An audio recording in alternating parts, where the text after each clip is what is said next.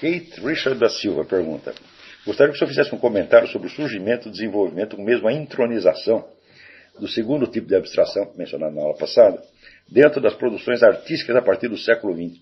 É um fenômeno absoluto, da mais alta importância. Por quê? Assim como a ciência não trata de objetos concretos, reais, mas de pedaços separados, e por sua vez, nem os pedaços separados são olhados em si mesmos, são olhados só sob o ponto de vista matemático. A arte começou a fazer a mesma coisa. O que é arte abstrata, o cubismo, se não é exatamente isto? Tá certo? Então, o que a arte abstrata faz? Às vezes ela está tentando ilustrar pictorialmente certos enlaces entre seres ideais, entre conceitos ideais. Ele está tentando dar uma materialidade à lógica. Por exemplo, o que fazia o cubismo. O cubismo diz o seguinte: olha, quando nós vemos um objeto, nós só vemos por um lado. Mas nós sabemos que ele tem outros lados.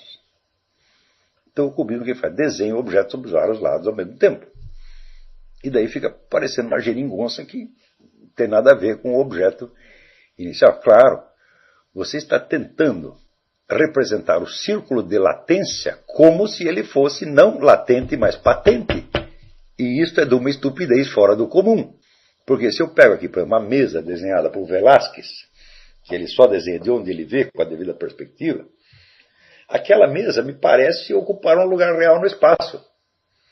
Eu não estou vendo o outro lado da mesa, mas o lado que eu estou vendo está representado de maneira tão clara, tão nítida, que eu sinto a presença do outro lado.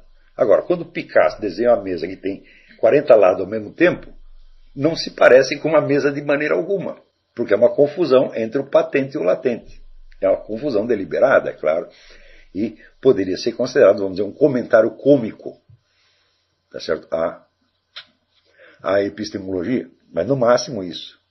Eu não tenho nada contra as representações abstratistas, concretistas, etc., se no fundo elas tiverem a referência, vamos dizer, aos entes reais. Mas quando começa a tomar esses enlaces puramente lógicos como se fossem entes reais, então está maluco mesmo.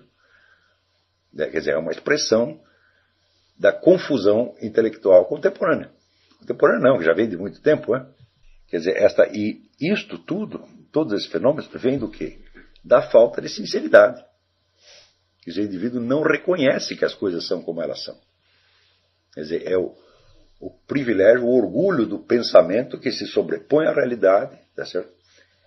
E a espreme ou até a suprime, substituindo por objetos ideais. Então, ele pergunta aqui: em que medida você acha que isso vem afetando o registro das experiências e o discurso poético, simbólico, fundando a humanidade? Mas vem afetando brutalmente. O número de pessoas que acredita em objetos ideais, negando as realidades mais patentes, é uma coisa impressionante. E todo o estudo que eu fiz sobre mentalidade revolucionária é uma coleção de exemplos disso aqui.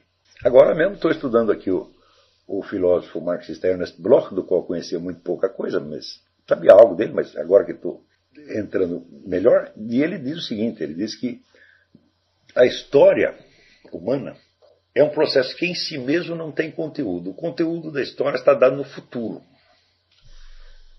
Quer dizer, a história vai chegar a um patamar ideal. Assim, e este patamar ideal será a razão e o sentido e o motivo de tudo o que vem antes. Digo, isto é muito bonito. Tá certo? Pensando assim, quer dizer, a história é um processo vazio em busca do seu conteúdo. O conteúdo está dado no futuro ideal. Só que, para fazer esse raciocínio, ele está tomando um negócio chamado história como se fosse uma unidade real. Quando ele mesmo diz que não é uma unidade real. A história não é uma linha. A história é escandida pelo nascimento e morte dos seres humanos. O neguinho que morreu, a história humana não existe mais para ele. E ele não existe mais para a história humana, a não ser através da lembrança que os outros tenham dele, do documento que tenha deixado. Então, história é um universal abstrato construído com base numa linha hipotética que realmente não existe. Então, quando a humanidade chegar naquele futuro ideal, que segundo Bloch dará o sentido de tudo que se passou, as pessoas às quais aquilo que se passou, não estarão mais aí. E esta nova geração que terá nascido lá, ela terá acesso a uma modalidade de vida, ela viverá na realidade, enquanto todas as gerações anteriores viveram no nada e na fantasia. Você dizer que isso é um sentido, meu Deus, isso é uma condenação absolutamente demoníaca. Quer dizer, todas as gerações anteriores se transformam apenas em meios para que uma geração futura, que você não sabe quando vem, viva a vida real. E eu que tenho que pensar, eu estou aqui vivendo na irrealidade, na falta total de sentido, mas o tetraneto do meu tetraneto, talvez chegue lá e isto justifica a minha vida. Quer dizer, em nome de que você faz de uns seres humanos meios para outros? E ainda acho que isso é maravilhoso. Depois tem outra coisa. Uma vez atingido este patamar ideal, quanto tempo isso vai durar? Esse famoso objetivo da história, uma vez alcançado, o que vai acontecer? Ele vai durar eternamente? Ernest Bloch não pode garantir isso, e muito menos eu posso garantir. Então, digamos que dure 2 gerações. E o sofrimento de milhares de gerações foi para que esses 2 tivessem lá aquele mundo paradisíaco. Então, evidentemente, isso é uma cuspida na cara da humanidade. Né? Quer dizer, ou a existência de cada indivíduo ela faz um sentido em si, ou o conjunto, que é hipotético, não pode fazer sentido algum. Então, o que é isso? O sujeito pegou a noção de história, coisificou, botou num altar e ajoelhou na frente. Ele não se lembra que história é uma coisa que só existe para os historiadores, é uma unidade que só existe na cabeça dos historiadores. E que um concebe de uma maneira, outro concebe de outra, outro concebe de outra. História é um conjunto de ideias que os historiadores fazem sobre uma continuidade hipotética que eles mesmos sabem que é irreal. Então, é claro que isso é uma forma de alucinação. Né? E é essa alucinação precisamente que caracteriza a mentalidade revolucionária.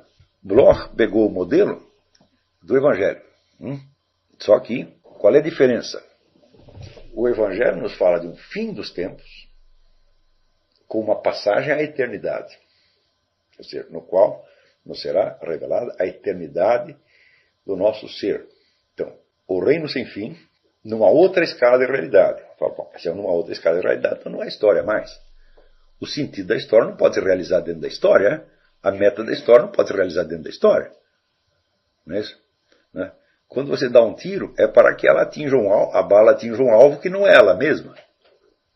Não é isso? Você dizer que a bala acertou a própria bala, falar, grande novidade. Né? Quer dizer, a meta da história, ser realizada dentro da história, é a mesma coisa, uma bala de revólver que se atinge a si mesma em pleno ar. É claro que é alucinação. E por que o Bloch cometeu isso? Porque ele não acompanhou direito o fluxo dos pensamentos que ele estava tendo. Ele contou a história errada. Ele começou, vamos dizer, com uma unidade ideal, chamada história, e continua a tratar disso como se isso existisse realmente.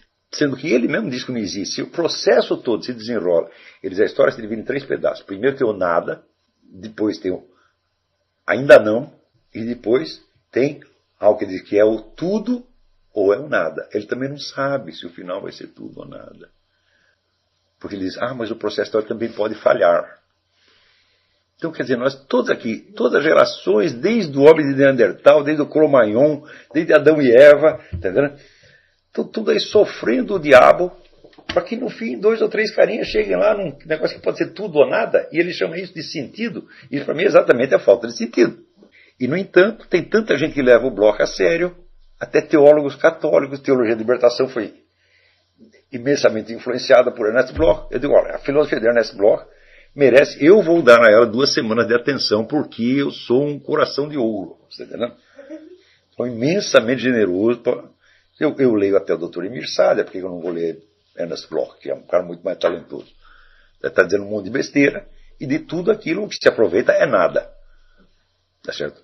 Porque em Bloch, tudo que se aproveita é o que ele tirou do Evangelho. Eu digo, mas estava melhor antes de ele mexer. Tá certo?